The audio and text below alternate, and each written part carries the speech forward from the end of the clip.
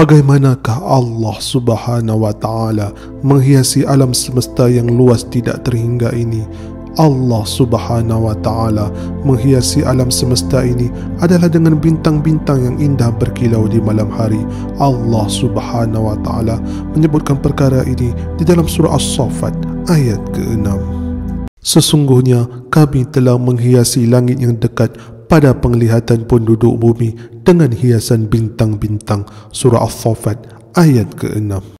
Para ulama dalam menjelaskan ayat ini bahawa Allah Subhanahu wa Ta'ala menghiasi alam semesta ini dengan bintang-bintang yang terdiri dari galaksi, planet, bulan, matahari dan sebagainya. Seandainya ia tidak dihiasi, maka akan gelaplah langit atau alam semesta ini, dan maha besar Allah Subhanahu wa Ta'ala dan maha bijaksana Dia dengan menghiasi langit ini dengan bintang-bintang agar alam semesta ini, kalau kita lihat di malam hari, sangat indah dengan kelipan bintang-bintang, dan ia juga menjadi petunjuk jalan terutamanya bagi mereka yang berada di lautan.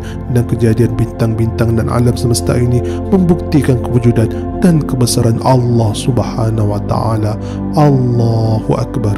Di samping itu juga tujuan Allah Subhanahu wa Ta'ala menciptakan bintang-bintang ini adalah untuk merejam syaitan-syaitan yang mencuri berita-berita di langit.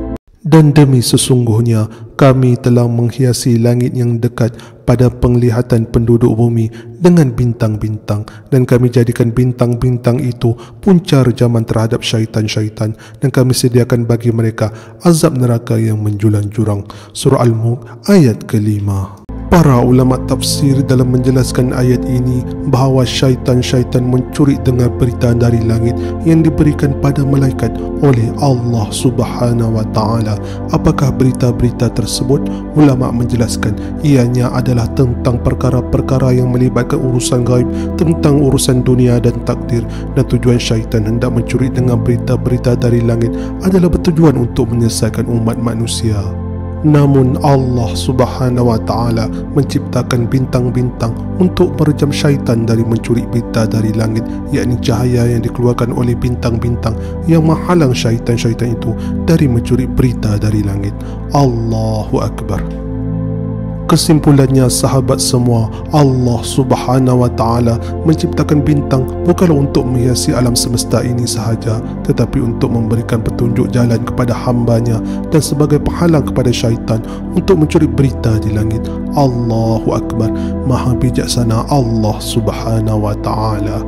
Oleh itu sahabat semua, semoga kejadian ciptaan Allah Subhanahu wa Ta'ala ini dapat mendekatkan kita kepada Allah Subhanahu wa Ta'ala. Amin ya Allah.